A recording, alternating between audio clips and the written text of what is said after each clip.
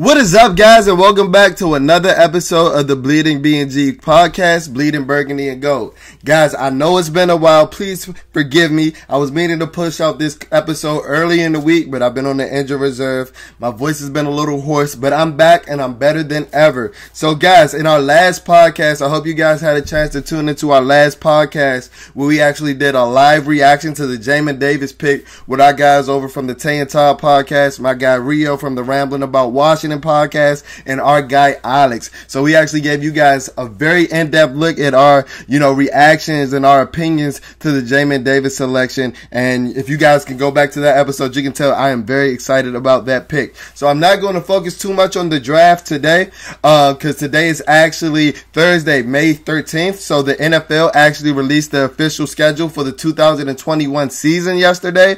And today's episode is going to be a way too early record prediction episode where we predict what Washington will go through the first 17 game season in NFL history. So I'll give you my record prediction, and remember, guys, this is way too early. This is my abrasive opinion, my outlandish opinion based off of one day of research and me just looking at the schedule and thinking, hey, I think Washington might get that one. Hey, I don't know. This one may be a little tough. So I'm going to give you guys my way too early record prediction for the Washington football team in the 2021 season. But before that, I did want to touch a tad bit more on the draft, because I know in the last episode that I presented to you guys that we only touched on the Jalen Davis pick, which was our first round pick. But I do want to mention some of my favorite picks. So I do want to acknowledge everybody that did get drafted.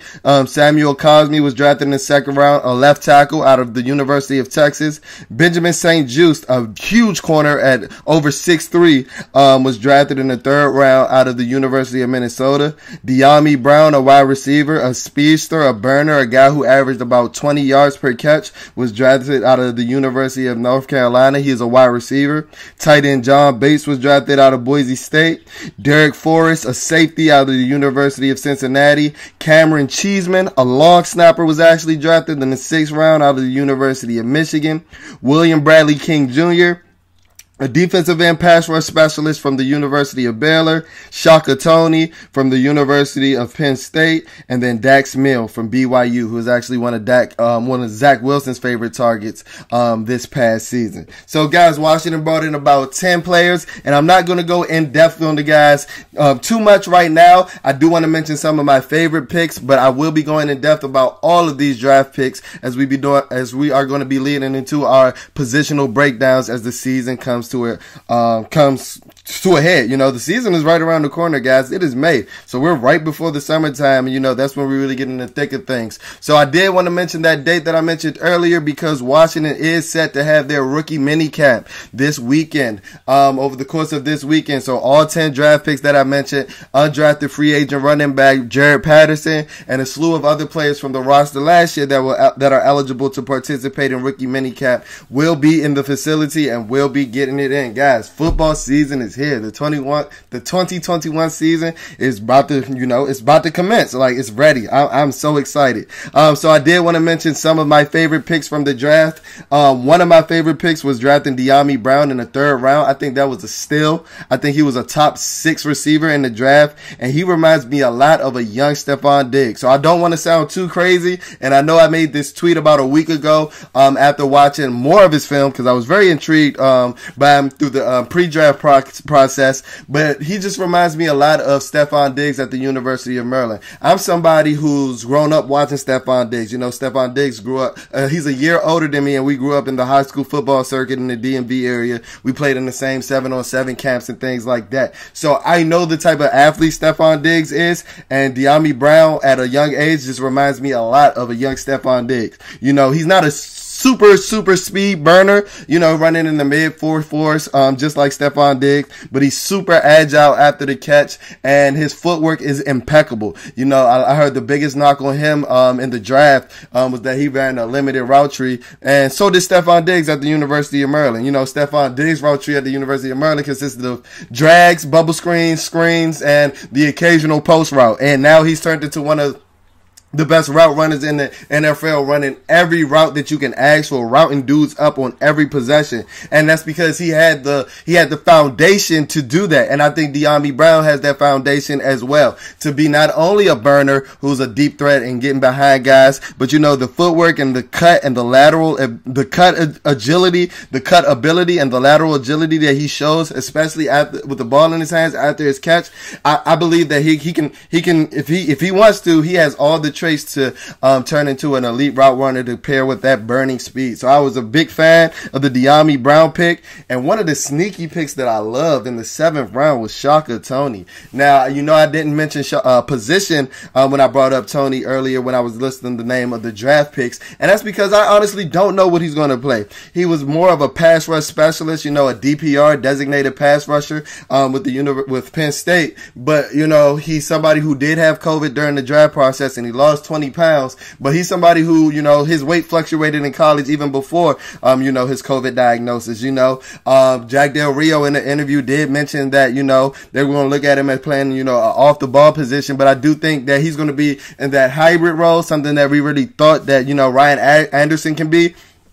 But I think Shaka Toney is even a more elite athlete than Ryan Anderson, despite the draft pedigree. Ryan Anderson was drafted in the 2nd round, but I think that Shaka Toney's athletic profile allows him to fit more of that hybrid role, somebody that can rush off the edge or drop back in coverage. There was actually a clip going around through the Washington football team community on Twitter where he's actually locking up John Bates on like a post route at the Senior Bowl. Like, he's standing up in his 2-point stance, and John Bates is getting clamped. It's crazy. I'm like, is this dude a pass rusher? Or, and in early, I know I didn't really mention Shaka Toney in the pre-draft episodes that I did, but I always thought, because this class wasn't deep on natural pass rushers, that I always thought that Shaka Toney was one of the more natural pass rushers in the draft. Now, does he have the size and the makeup to hold up and play, a bookend in the 4-3 or outside linebacker in the 3-4? I was kind of hesitant on that. That's why I wasn't really necessarily high on him, but he is great value at the 7th round. I saw most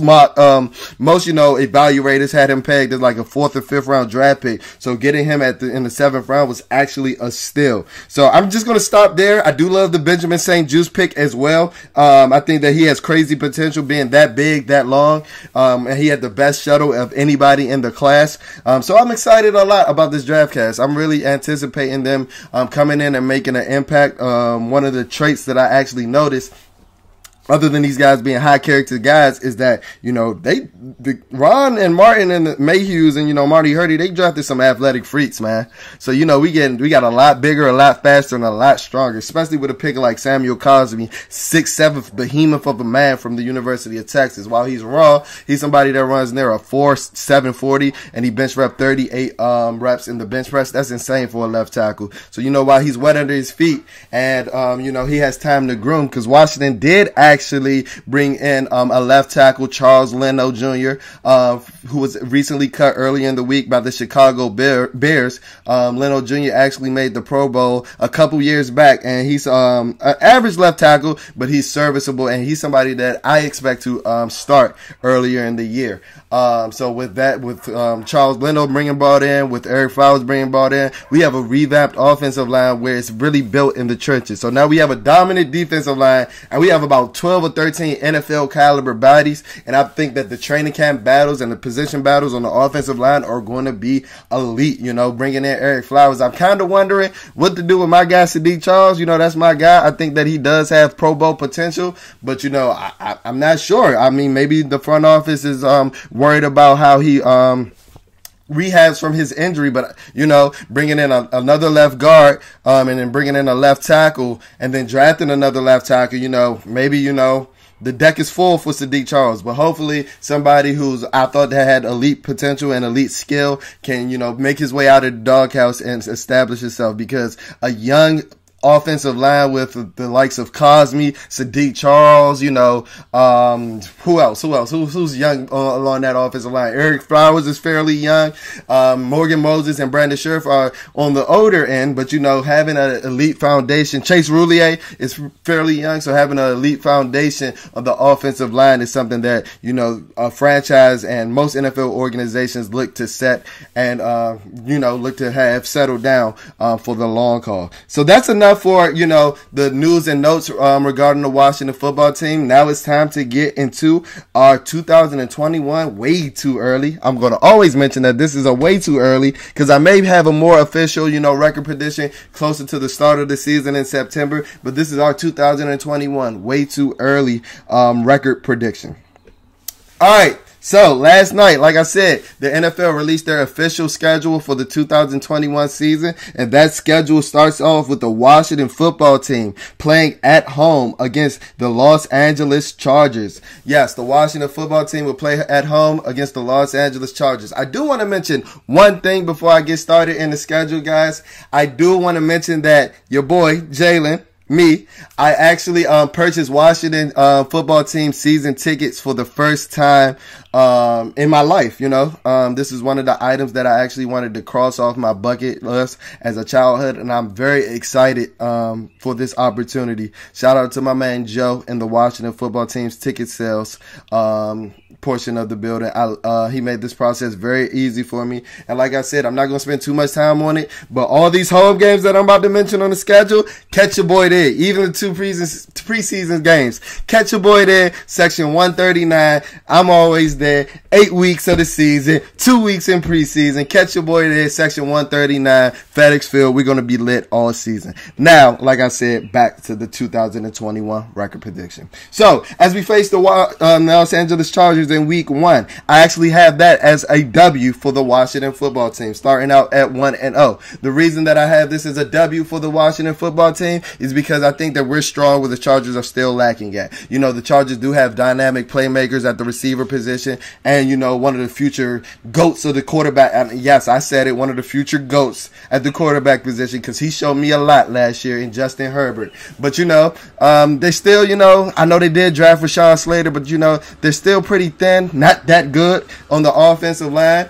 And if you guys paid attention or do pay attention to Chase Young's Twitter page, he was actually ecstatic when the week 1 schedule came, when the week 1 schedule actually came out. So if you guys were following yesterday, the week 1 schedule was actually leaked very early in the morning before all of the rest of the games were leaked. And initially, right after, Washington and Los Angeles was announced, Chase Young put up the sunshades emoji. I'm sure that he saw all the clips going around on pre-draft Twitter about, Rashawn Slater winning a couple reps against him. And I'm pretty sure he's going to go out to tear Rashawn Slater up. And this is one of the sole reasons why I think that Washington's going to, win this game, because I think Chase Young is going to dominate this game to remind Rashawn Slater that, yeah, I'm still the generational talent. Yeah, you lucked out, but I'm still Chase Young. I'm still the Predator.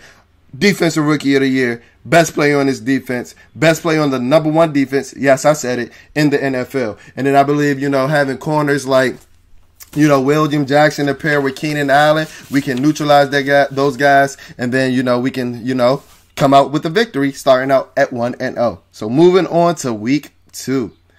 The Washington football team actually plays at home on a Thursday night against the New York Giants. I actually have this as a win for the Washington football team as well. And guys, before you guys start saying, oh, Jalen, you're being way too bullish, this is still the Washington football team, nothing good ever happens to us. I honestly sat and looked today before, I did my, record prediction and put too much thought into these teams and these schedule. And I looked, and I think that we have one of the 3 most complete rosters in the NFC, behind Tampa Bay for sure. But I honestly don't know who else we're behind as far as just depth. So I think that, we do have questions at the quarterback position, but we have one of the deepest teams in the NFL, and I think that we can compete with anybody. So before you say I'm too bullish, take that in consideration. I did do my research. Maybe you should do yours. So going back to week 2, the Giants, I got that as a win. Like I said, Saquon still be coming back off an ACL injury. We don't know how he's going to come back. And I think, we're tired of Daniel Jones having our number. This is not the year that Daniel Jones has 8 wins in the NFL, right? Half of them, 4 of them, have come against the Washington football team. That's putrid. That is putrid. And I think, that's going to be a stat that is going to be keep being relayed as that week goes on. And I think that our dogs on defense, I finally think that we have that elite defense that we were talking about having last year. I think that defense is going to take that bulletin board material and shut Danny Dimes down. Like I said, we don't know how Saquon's going to come back. Saquon has had his fair share of big games against us, but is he going to come back as the same Saquon? Especially in week 2 where guys from the ACL injury, unless you're like Adrian Peterson, have to warm into it. Have to warm back up, being that guy that they were before the injury. I think that we're going to shut down Kenny Galladay. I watched the last matchup that Kenny Galladay had with the Detroit Lions when William Jackson was with the Cincinnati Bengals. He clamped him there. I feel like he's going to clamp him again. And, Kendall Fuller's going to show out, intercept Danny Dimes again like he usually does. And we're going to be 2-0 going into week 3. All right, going into week 3, we play the Buffalo Bills. I think that this is going to be our first L, but I think that this is going to be a very competitive battle. One of the reasons that I think that this is going to be an L is because we still have a tendency to struggle with mobile quarterbacks. While I don't think this is going to be the biggest reason, I think that this may be one of the more important reasons why we do struggle and lose in week 3. Josh Allen, I believe he's a stud, and he's only getting better. Him and Stephon Diggs is probably the best duo in the NFL right now, and I don't know if we have, I love William Jackson, I love Kendall Fuller, but I don't know if we matching up with that dude, and our secondary is going to be on the string that early in the season to, clamp that guy down. That's the NFL's leader, reception leader, and receiving yardage leader from last season. So I don't know if we're going to shut down the Diggs and them boys, but I do think that we can be competitive. I don't think that, looking at the Bills right now, not knowing what moves they're going to make later in the offseason, I don't think that they necessarily have the secondary to run with guys like Terry McLaurin, De'Ami Brown, and Curtis Samuel. So I believe that the Washington football team will lose that one in a shootout, ultimately based because, they have the, superior quarterback. That's why I chose the Bills with that one. All right, moving on to week 4. Washington plays the Atlanta Falcons in Atlanta. I think that this is a win. I don't think that the Falcons are that good. Despite drafting Kyle Pitts, they're still weak on the offensive and defensive lines. Where we're strong at, this is another game that I think that the defensive line is going to dominate in the trenches. And our guy, Jamin Davis, did a damn good job covering Kyle Pitts in college. Now, I'm not saying that that's going to translate to, what he does in the NFL, but he covered Kyle Pitts better than I saw any corner, any safety, or any other linebacker cover Kyle Pitts in college. And hopefully that can translate where he's the route eraser in the middle of the field. And hopefully, William Jackson's on his A game that day, locking up Julio, Kendall Fuller locking up Calvin Ridley. Because if you lock up those guys and if you give the defensive line time, they will get there. And Matt Ryan at this age is nothing short of a statue in the pocket. So once you break that first line, it's not like he's one of those quarterbacks that's going to evade the rush, extend the plays, and things like that. Look for Washington to have a huge sack game in that game, and look for Antonio Gibson to dominate in that game as well. Because I do think, minus Grady Jarrett, that front seven is still kind of weak. Deion Jones isn't the strongest against the run, and they did lose Keanu Neal. So, look for a big game from the defensive line and Antonio Gibson week 4 against the Atlanta Falcons. Week 5. So right now we're going into week 5 at 3-1. Week 5, the New Orleans Saints come marching into FedEx Field. Like I said, I'm going to be there in section 139. And guess what? That's a W for Washington as well. Why? Because we don't know what the Saints are going to be this year. They're supposedly starting Jameis Winston. They're supposed to be giving, Taysom Hill 20 plays now where he's lined up doing whatever he wants to do. We don't know. The New Orleans Saints are, I expect them to have a down year and be a shell of themselves. We finally have a linebacker now. I'm not saying that Jamin Davis is going to lock Alvin Kamara up, but, running a 4-4, he's faster. He ran a faster 40 time than Alvin Kamara. So we finally have a linebacker with the potential of matching up with Alvin Kamara. Then you got Cole Holcomb, who's giving you 4-5 speed as well. I believe that will match up with the middle of the field, which the Saints typically like to attack.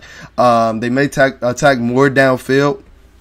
with Jameis Winston, because I do think that his arm is a tad bit stronger than Drew Brees' was last season. But I think, you know, with a guy like William Jackson, I think that you guys can tell from my mock offseason episodes and my reaction episodes, I'm a William Jackson fan. I think he has the potential to be one of the top 5 corners in the NFL. And if we neutralize a guy like Michael Thomas, who isn't coming off the biggest season in 2020, you know, we have a great chance at winning. Now, I am concerned about the Saints defense. The Saints defense is always pretty stout, but I don't know if they're necessarily going to have the cover guys to run with us as well. Like I said, I think that we have one of the deepest teams in the NFL. We can legit go 4 or 5 wide.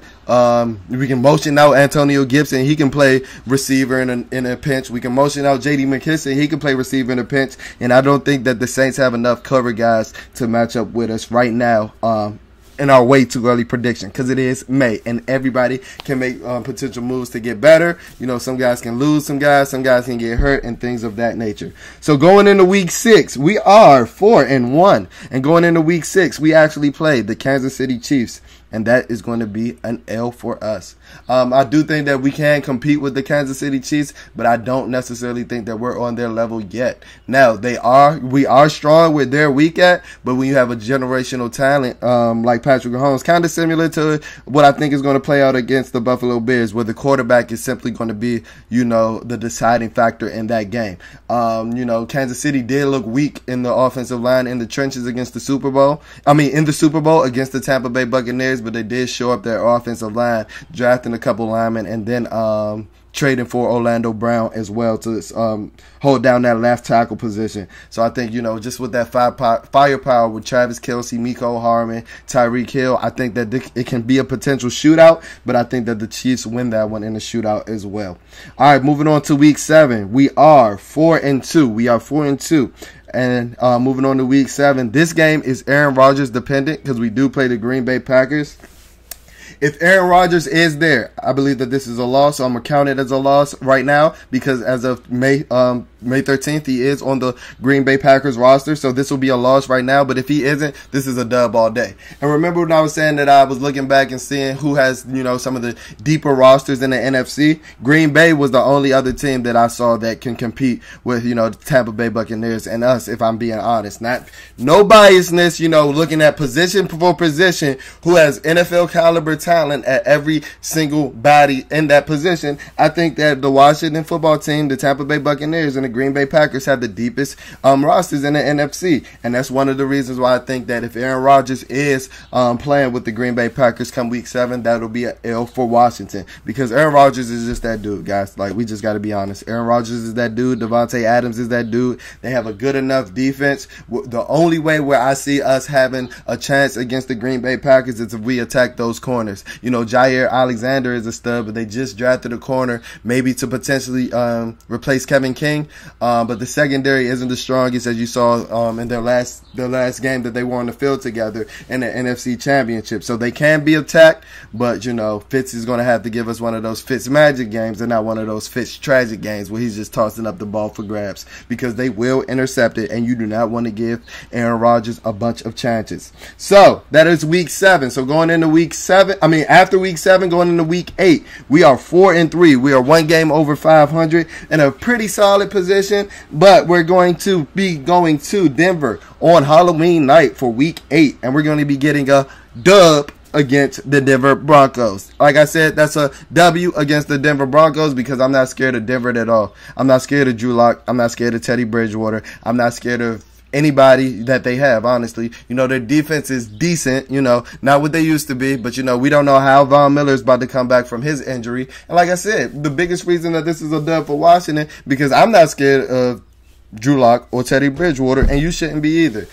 These are guys, you know, in Drew Lock's case, he's turnover prone, he's incident prone, and then in Teddy Bridgewater's case, you know, he doesn't take enough chances, you know.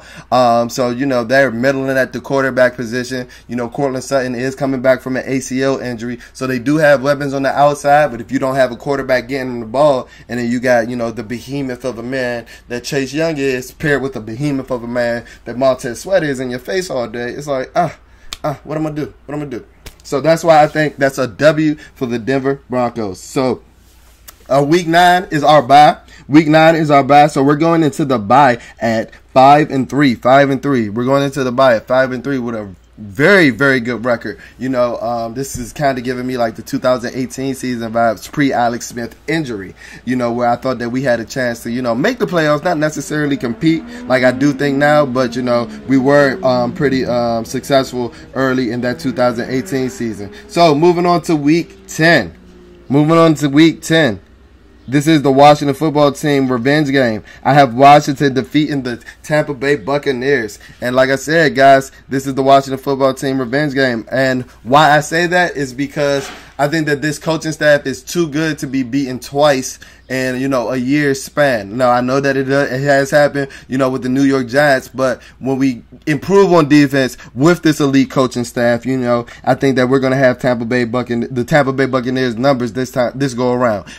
Jack Del Rio is one of the better defensive coordinators game planning against Tom Brady, as you saw with his time with the Denver Broncos when Tom was with the New England Patriots. And I think that he finally has enough guys in his system to kind of deploy that same, scheme that he was deploying in Denver, where he's running a lot of man-to-man, running a lot of stunts and man blitzes and man pressures and things like that. And I think that he's going to get to Tom more than plenty of times for Washington to sustain a victory in that game. So Washington is going to shock. Or, at this point in the season, it shouldn't be a shock because we're 6-3. So Washington is going to beat the Tampa Bay Buccaneers in week 10 of the season, going into week 11 against the Carolina Panthers at 6-3. So in week 11 against the Carolina Panthers, going to Charlotte, guess what? That's a dub as well. So we're going to be 7-3 after week 11. And the reason that I said that this is going to be a dub is because Coach Rivera isn't going back to Charlotte and losing, guys.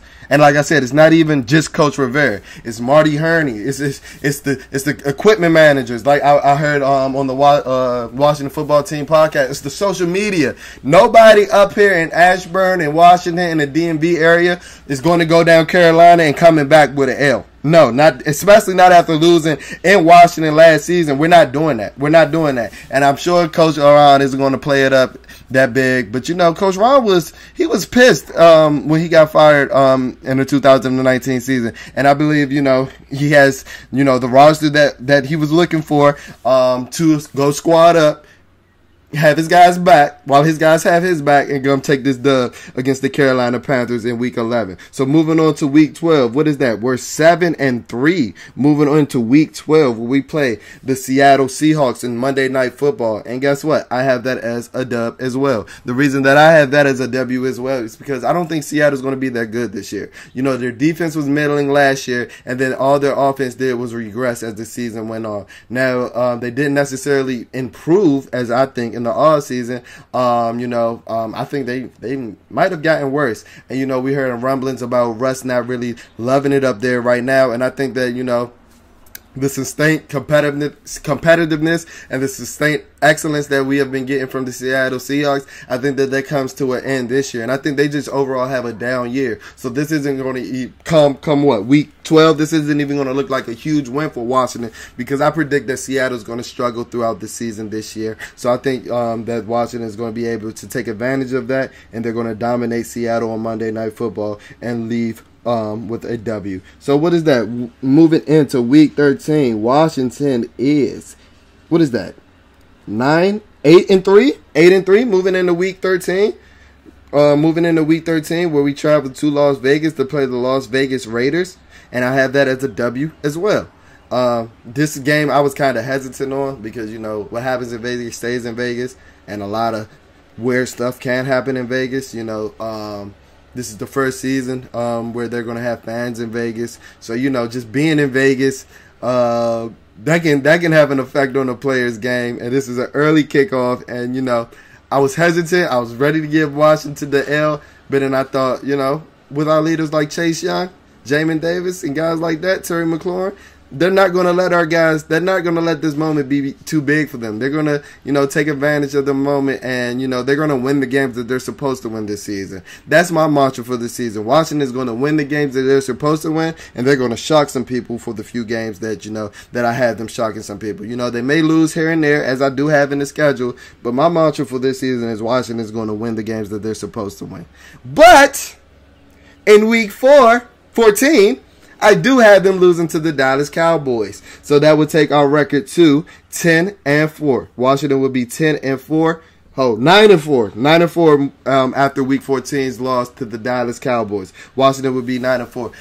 I just think that, you know, we had Dallas's number last year, and while they do struggle, they do have a lot of firepower on the offensive end. I think that they're going to be our most competitive partner in the NFC this year, with us ultimately winning it. But, you know, I think that they're going to come out in Week 14 and they're going to take the dub. As much as I hate to say it, you see, it pains me to say it. You know, I'm over here, my voice cracking. I'm over here hesitant to say it, but we're gonna take that L in that first matchup against the Dallas Cowboys. So, like I said, after Week 14, our record is 9-4, and we're looking in great position for playoff seed, and then, you know, great chances in the division.